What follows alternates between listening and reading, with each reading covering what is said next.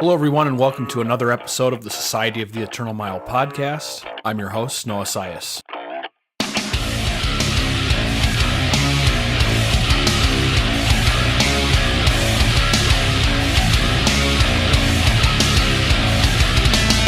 On today's episode, we'll be chatting with another brother to the north, guitarist Graham O'Hanley from Toronto, Ontario, Canada. You may be familiar with his work from the band Weston. Follow the show on social media at SOTEM Podcast. Subscribe where you listen. Leave a review of the show if you have a moment. And if you enjoy the show, head on over to Patreon at patreon.com/SOTEM Podcast to show your support.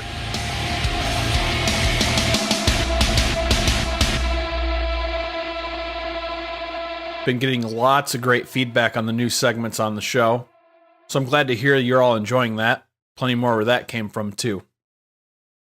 Tour announcement. Previous guest of the show, Kevin Reese, is out on the road right now with Sledge through May 31st with Liar's Tongue and Fatebringer. The ad mat for that run is on the show's Facebook page right now, so see if that package is coming your way. If it is, stop on out and show your support, and don't forget to tell Kevin you heard him here on the podcast, episode 18. Been looking into some merch for the show. Currently trial running some car magnets right now, and if they hold up like they're supposed to, those will be available soon. Also looking into shirts and other wearables. If you have any ideas on merch you'd like to see, feel free to drop a line over on Facebook or Instagram. On to today's episode. The story's a little long-winded, but there's too much to not mention. My first interaction with Graham was on the Canadian Moose Knuckle Tour with Bermuda, Obliterate, and Weston in the fall of 2015. For us, our starting date was in Vancouver, but we were down in San Francisco wrapping up with the Lucid Revolution Tour with Archaic, so we had about 1,000 miles to get up to our first date. For Weston, from Toronto, and Obliterate, west of Montreal, you're talking 3,000 miles of travel to that starting date. Unfortunately, Obliterate broke down and wasn't able to meet up with us until our Edmonton date. Weston, however, managed to make it without a hitch. So we're coming off the Lucid Revolution Tour, which, as stated in previous episodes, was not the best of runs for us. Here we are another 2 weeks in Canada with only one of us having cell service in Canada. Tensions were high and morale was low. So we pull up to the venue, the 333, and if you're not familiar with that, it's one of those definite non-venue environments inside an extra stall in a Chinese auto garage. The stage was super small, and the PA was even smaller. Also, not to mention, it's raining and there's no way to backline gear. So we quickly set up merch and go wait in the van for a while. It's shortly after doors, and our merch guy / fill-in bass player and myself head back into the venue, and we can't get the door open. So we give it a decent push, and we discover that this place is crammed with kids, and it's beyond violent in there for the local openers. Instant morale booster. So now, with all things hectic, we don't get an opportunity to introduce ourselves to Weston. We're literally doing the fastest meet and greet as we're helping them load onto the stage. Weston destroyed pretty much every night of that run, and I can confidently say that they were one of the more unique bands that I've toured with to date. We spent the next 2 weeks caravanning across Canada to the nearest Tim Hortons or McDonald's, since 24-hour Walmarts don't exist up north. Lots of laughs and lots of gear talk with Graham and the Weston guys. Had an absolute blast with them. Unfortunately, I haven't had the chance to share the stage with Graham since, and Weston has since gone through some member changes and a bit of a hiatus. It's definitely been a while since Graham and I have chatted too, so as always, I thought that this would be a great way to catch up.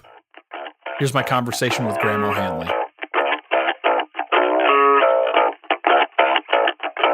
Graham, welcome to the show. Thank you for having me, buddy. When did you first get involved with music?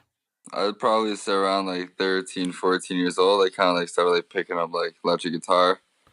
Didn't really know what to do. I had lessons for a month or so. And then I kind of just gave up on it, Wasn't paying attention that much, I guess. But then I just kind of started teaching myself throughout the years. And I just went on from there. Who were some of your early influences? The one band that got me to really start listening to I guess the heavier music was Cancer Bats. I don't know. I always grew up listening to like I guess like more like pop music or like rap and all this kind of stuff. But then like I had like one of my cousins show me Cancer Bats, and then like yeah, after that it just like expanded. Started like listening to like Slipknot, Korn, all that stuff, and that's where like I really like started like to fall in love with like the heavier kind of music. Yeah. If you had to name one record that changed everything for you, what would it be? Cancer Bats, Hail Destroyer. Any particular reason? Just cause like that was one of the first records that like really got me into it. I always gotta pay respect to that. If it wasn't for that record, I probably wouldn't be like that involved with this like kind of genre or anything along those lines. So tell us about some of your early bands. I had like two earlier bands, like I guess like first like couple years of me starting to play guitar. Nothing like serious, just like random like Toronto shows for like Battle of the Bands and like kind of stuff like that.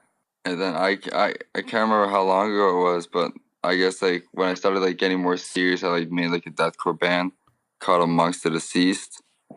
And like we didn't really do much, but like it kind of opened like the doors a lot for me, like meeting a lot more like bands, meeting new people, promoters. Kind of like your gateway band into ultimately what you're trying to do. Yeah, exactly. So let's talk about Weston. I came into Weston right when The Whites of Their Eyes came out, but that's definitely the later stage. How did Weston get started? Weston actually originally started from my old deathcore band, Amongst the Deceased. We were in like the studio recording like an 8-track EP, whatever you want to call it, I guess.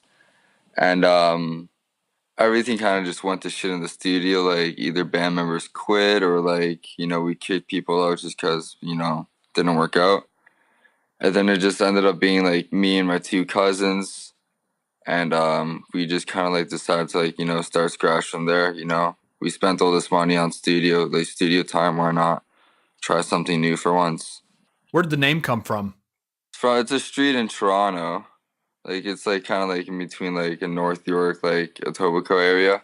It's like a small like little section in Toronto, and I lived on there for like a year or so with like a few friends, and just like the moments, like the memories there, kind of like stuff like that, kind of like defined me as like a person. Like it kind of like made me grow up a lot. I went through like a lot of hardship times through like living there, but like it kind of like turned me into like the better person. So the band has 3 releases: 2013's Misfortunes, 2014's False Shepherd single, and then 2015's The Whites of Their Eyes. All fantastic releases, but let's talk about Misfortunes first. You kind of talked about it a little bit. What was the writing process like for that?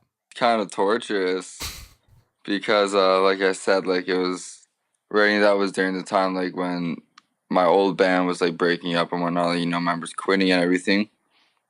So we got to the time where like we just finished recording drums, like we got everything down for like the old band, but then everyone quit, so we decided to like keep the recording of the drums and just write new guitar riffs and all this kind of stuff over, just like off the top of our heads. Who'd you go through for production?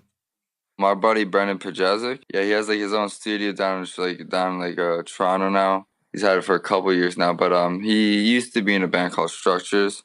He was a guitarist for the band, and yeah, we like known him for like a long while, so it was nice to like record with him. He helped me out with like a lot of the guitar work and everything. So if it like really wasn't for him, like yeah, Weston wouldn't be what it started, From that release, do you have a favorite track? Of Athens. Probably just because like there's like a lot of like two stuff, just like basic like heavy two stuffs. It's like simplistic. It's easy song to groove to, and yeah, it's probably my favorite. How was the response within your scene? It was alright, I guess. Or like we're always kind of like the black sheeps of like shows, whether like we're playing like hardcore shows or deathcore. So like we were always like in between that like kind of like genre. So we always kind of like stuck out, but like. For the most part, like the response was good. People started like to like grow to us after like a few shows or like a few listens, and yeah, it was nice. People enjoyed us, I guess. And then on The Whites of Their Eyes, which I think of the 3 is probably the best of the bunch. It seems like it definitely was a different direction than the previous sound. It's not that the other ones aren't great, but there's just something that like. There's a unique identity to it. Yeah, we spent a lot of time on that one for sure. So what was the writing process like on that? It was rough at times for sure. Like I guess like it was just me, James, and Phil again, just writing this one on our own. There's like a lot of like I guess like bumping heads like here and there, like difference of opinions. But for the most part, it was great. We all came up with ideas, whether it was like Phil had ideas for guitars or I had ideas for drums. Kind of like stuff like that. We always like toss ideas around. And yeah, it took a long while. I had like on my old iPhone, I had about like in my voice memos like over like 500 recordings of just like random stuff. So like when we had like band practices, we'd spend like the first like 10, 15 minutes just like sitting down and like pressing like random voice memos, see how it sounds, and then just kind of like went from there. What was the inspiration for the record and the title? The title is kind of hard for me to speak of. That was James Taleb's idea. Like he had like everything that had to do with like the title, like lyrics and whatnot. Like that was like solely like his idea. I know it comes from like it's like an old like war kind of meaning, I guess. The like influence of like the music. I don't know. Like we're all like kind of like big fans of like older like new metal bands like Korn and like Rage, stuff like that. So like I really started to play like with like guitar pedals, effects, and yeah, I just kind of like went from there. I just like making a lot of noise, like doing weird stuff. So why not try to like do something like that? Who'd you go through for production on that release? We went to Carson and Grant from Atrium Audio, in Lancaster, Pennsylvania. And yeah, they did like they worked with bands like August Burns Red, like Last 10 Seconds of Life, Rivers of Nile, So it was like it kind of felt like proper for us, like they've worked with like a wide variety of bands, so why not try to be a part of that? Favorite track? I'd say maybe Alpine or Urals, one of those two for sure. Just because I like in Alpine, I like the DJs, like all the scratches on the guitars and whatnot. It was always fun to do. Absolutely. So How was the response to that release? it was pretty good. It helped open like quite a bit of doors for us. We got like a bit more attention outside of like Ontario. Especially doing the tour with like you guys with Bermuda and Obliterate. So yeah, if it wasn't really for like that record, we wouldn't have been doing stuff like that. For sure. Like doing like crossing the country with you guys, all that kind of stuff. So it helped a lot for us for sure. So what's the current status of Weston? Seems like things have been on the quiet side for some time now. So Weston, like realistically, Weston like broke up. We just never like announced anything. It was about time we took a break and everything. We all like want to do different things at the time and whatnot. Like James now, I believe lives in Australia now. So like we're all like kind of like just like doing our own thing. So I don't know. I've been like thinking about like writing new music. At least do something with it like once in a while. So I've been seeing a few nods at what seems to be a new project for you called Eyez of Prey. What's going on with that? That's with Phil, the drummer of Weston. That's with him as well. I play drums for it. He's doing vocals instead, so it's like kind of a difference, change up and like instruments and all that stuff. But yeah, I'm like I guess like a new member in the band, even though like we haven't like really played shows or anything yet. Phil and buddy of ours, Dan, he used to play in a band called Heart and Harm, I believe. They started like writing this EP for this band, I'd say about like 10 plus months ago. And they kind of had like a few member fallouts. And then Phil and I started talking, and like he showed me like, some of the music. I really liked it a lot, so I asked him if I could play drums, and just kind of went from there. So like they already had all the music recorded, or like all the songs, finished. I kind of just like learned them all. So how soon till that'll be available for the public? Not too sure. I'm hopefully something will like at least like something will get released soon. I'm not too sure. It's kind of just keeping on the down low, taking your time with it. All right, so let's switch it up and talk about some gear. What's your signal chain looking like these days? I used to use like a PV6505 plus. I don't have that anymore. I kind of like trying to like just like use smaller gear and whatnot since I don't really like play guitar often now.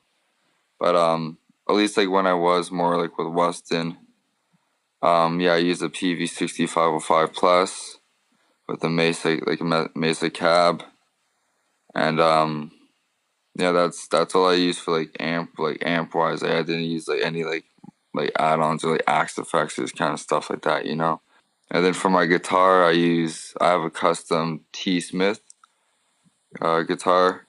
He doesn't do like stuff that much like that often anymore, but yeah. So I have a custom like 6-string baritone Jaguar. I made with him, or like he made it. We just like kind of came up with the idea, and yeah, pedalboard wise, I'm trying to remember. Like I don't have like all the same pedals nowadays. Like at least now, but yeah, I use like a basic like Boss like flanger pedal, digital delay. I had like a Digitech Dropbox, a Memory Man. I don't know. There's a lot. There's a decent amount of pedals to remember at the moment. Yeah, I remember between the two you guys, it was just like, whoa. Yeah, we just like making a lot of noise. Yeah. That was about it. Opinion question. What's something that you see young or inexperienced players doing with their rigs that drives you nuts? I guess just yeah, I don't know, just like simply like not knowing how to like use your settings, you know, like or it's like if it's like way too fuzzy or like kind of just like stuff like that. Like if you're gonna go out and like play shows, you know, like work with your tone, you know, like spend some time on that. Absolutely. You know? Nobody's trying to sit through amplified motocross. Yeah, pretty much, you know. It takes a bit of time, but you know, like it's worth it, you know, to find the proper settings and tones, you know. Let's have a discussion about the Eternal Mile. When was your first tour and what was the lineup? It was Weston, and I'm trying to remember the year of it. It might have been like 2014, something along those lines, maybe. And it was with a band called Conquerors. They're now called Church Tongue. We did our first tour with them. It was just like, you know, I'd say like 10 to 14 day tour in like Ontario. It was great. You know, it was like a big eye opener, you know. Realize like what I really want to do with music. Enjoy the traveling, you know, meeting new people. To date, how many shows do you think you've played? I don't know, a few hundred for sure. I'd say so. It's been a while. I haven't played shows in like a few years now, so but I'd say like at least like 200 to 300 maybe. I don't know. What would you consider to be the most underrated tour item to have on hand? That's a struggle for me because like I always just like brought like really unnecessary things. So Like what? I'm a giant sneakerhead. So I'm the kind of guy like I'll like have my like own like luggage or whatnot for like my clothes, like kind of thing like that. But then I carry like a whole like separate bag to like bring like 5 pairs of shoes with me, just so like you know I could change it up. I can't like yeah, I don't know. It's a struggle for me. I don't know. I always bring a lot of dumb things with me, to say the least. So let's talk about your local scene. How would you describe the Toronto scene? It's good, but it's kind of iffy at the same time, you know. Like people do support like the local scene and whatnot, but I guess like not as much as like I remember like it used to be back in the days. Like it kind of like died down a bit. Any locals that people should be checking out? Oh yeah, there's a ton. Cold Shoulder, like I said, my buddies in Cold Shoulder, Die Hex, a band called Flug, Pfloog. They're kind of more like a softer kind of like math rocky kind of band. Really good though.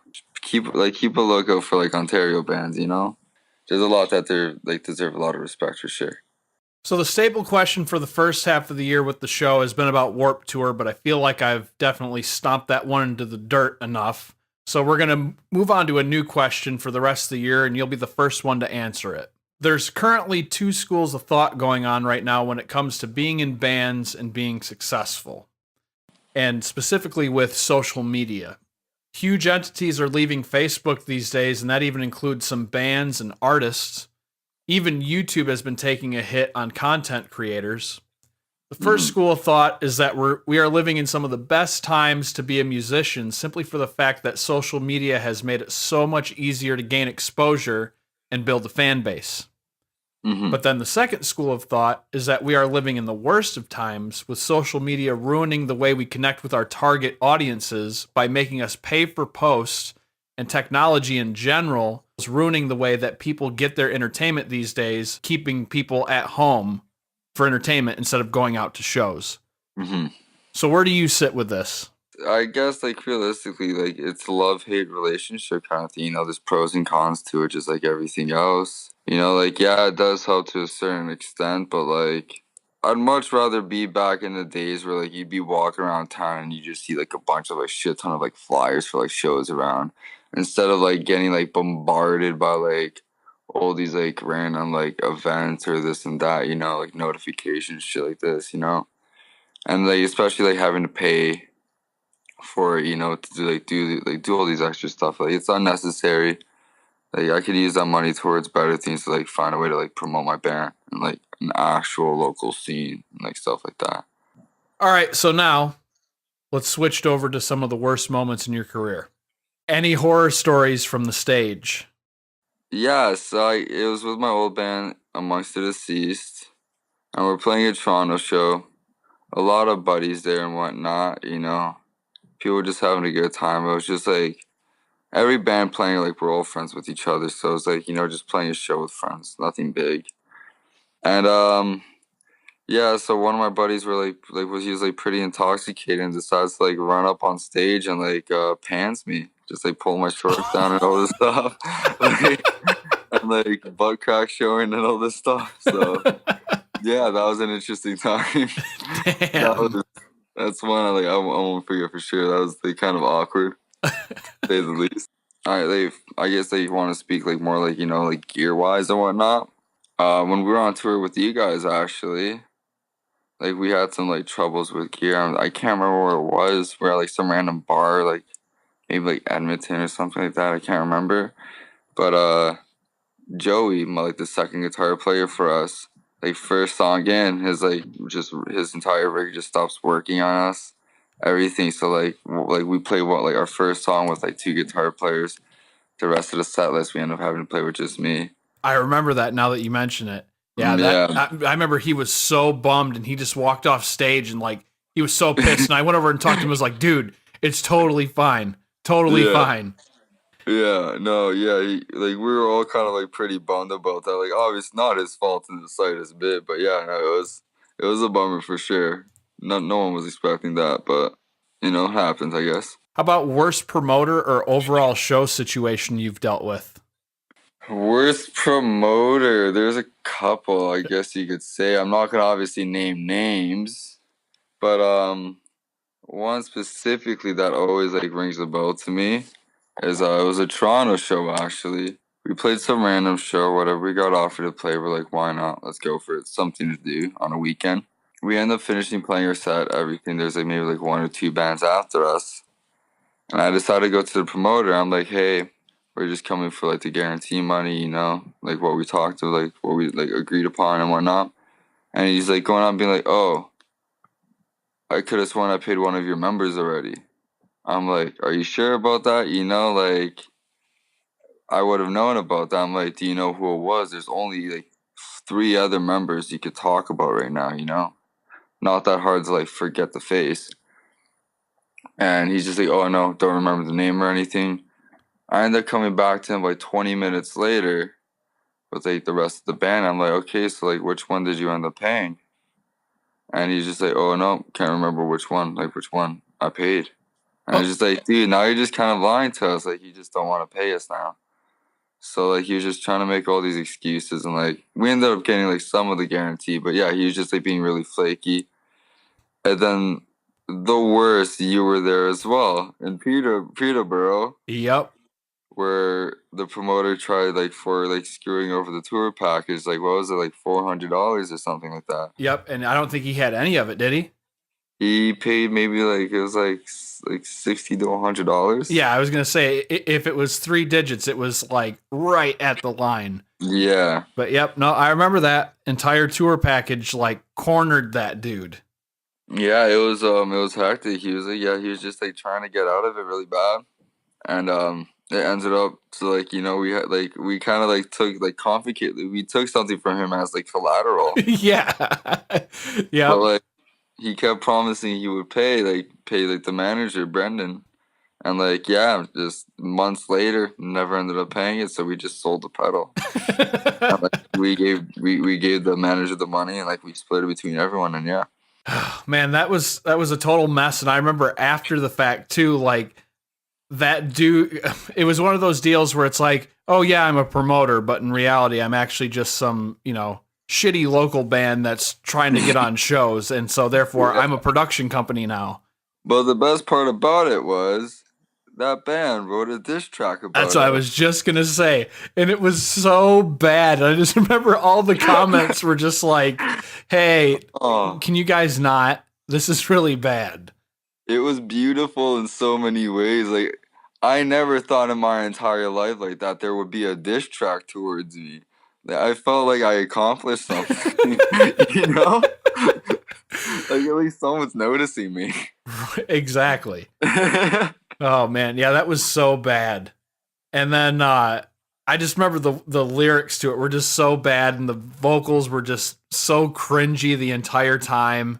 There's a couple lines on there that kind of still like stick to my head for sure. It was majestic. Like it was like some Narnia stuff for sure. I loved it. Oh man. Lastly, how about the most random thing to happen on tour or at a show? I'm trying to remember at the moment. That's a hard one. There's like a lot of random things, I guess you'd say. Like we did like our first tours like with Church Tongue and whatnot. Not like really random, but like the drummer Ty, he just like for some odd reason like grew to us like really well. So like second time ever touring with like with each other, like the guy would just like not even bother asking the entire tour, just ends up having like a slumber party in our van, doing the most random things.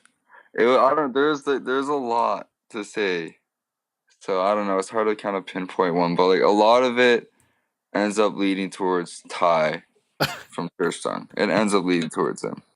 I think my favorite random moment during a tour with you guys for me was the very last date at what was that, the Dominion Windsor. House in Windsor. Yeah, And I think it was when we were going on or while we were playing, and I see Phil from out of yes, nowhere with like no shirt on, like yeah.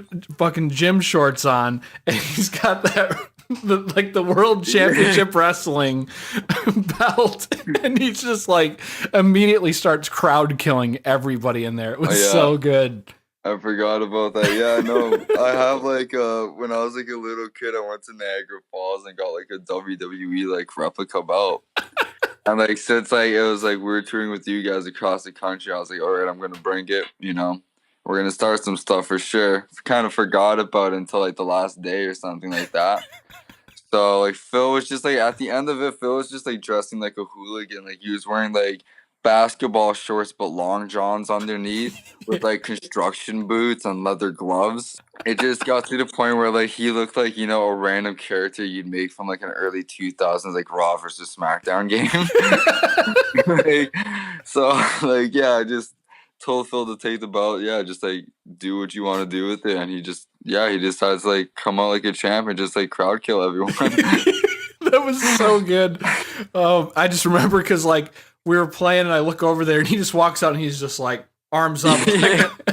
The champion is here. You guys were like his theme song for like the entire set list. Yeah.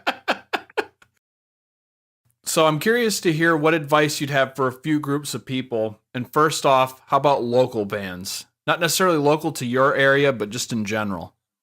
Don't rush anything, I guess. Like if you're like sitting on like music that like you feel like has like, I guess like any potential, like you guys actually like it, take your time with it. Nothing needs to be rushed, whether it gets released a week or a few months or like, whatever down the line, take your time with it, and don't be afraid to play like shows like out of the box, like shows that you don't necessarily fit on. Like that's what helped. Like that's I get to me. That's what helped Weston out a lot. We were kind of like always the black sheep of like a lot of bills. So, but like whether it was a good way or a bad way, people took notice. Next, how about promoters? Just be honest. Just be honest. Like I hear too many stories where promoters were like start talking to like bands, like kind of like making deals or this or that, and like promising things, but then they end up not being able to follow through with it. So it's like no one gets mad at you for not being able to follow through with it, but once you start ignoring a person, it doesn't look good on you. Shit happens. It's life. So like, yeah, don't try to ignore your like client, like your clientele or like stuff like that. It's just gonna like ruin you in the long haul. No one's gonna want to work with you. Lastly, how about bands hitting the road for the first time? If you're doing like long drives, make sure you got like an extra tank of gas or something like that. In case like something happens like on like a random deserted highway, you're running low, nothing near you. You got like a tank to like fill yourself up. Always have a case of water bottle. Always. And like if you're gonna go to like, you stop by like a gas station again with like long drives, try to buy like a big bottle of something. So like when it's finished and like you guys have nowhere to stop, need to pee real quick, you got like a bottle to pee in. Dude, it's weird, whatever. I don't care, but like, it changes the world, like especially like you're on bumpy roads and whatnot. You don't like you're going fast, you don't want to like pull over and everything. You gotta risk it, You gotta risk it. So like just be prepared, think of like random stuff like that. All right, so before we go, let's do a plug for Weston and Eyez of Prey. Where can people find this stuff? Weston, the only way you could find Weston music now is on like YouTube, I believe. Yeah, it's the only place we have music left up. Everything's kind of like taken down.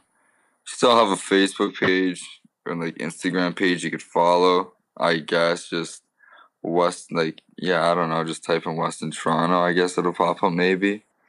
Eyez of Prey. We don't like we just released the Facebook page, and so like yeah, just type in Eyez of Prey, EYEZ, and yeah, it should like pop up. I guess we should have like stuff releasing soon from it. Graham, thank you so much for being on the show. Been great catching up. Looking forward to seeing where things are heading next for you. Thank you so much, man. It was awesome catching up with you too, man. It's been a few years. That concludes this episode. Thanks to Graham for coming on the show. Be sure to check out Weston and Eyez of Prey on social media. Don't forget about that sledge tour going on right now through the end of the month. And also be sure to write in on merch you'd like to see available from the show. I've been your host, Noah Sias, and as always, thank you for listening.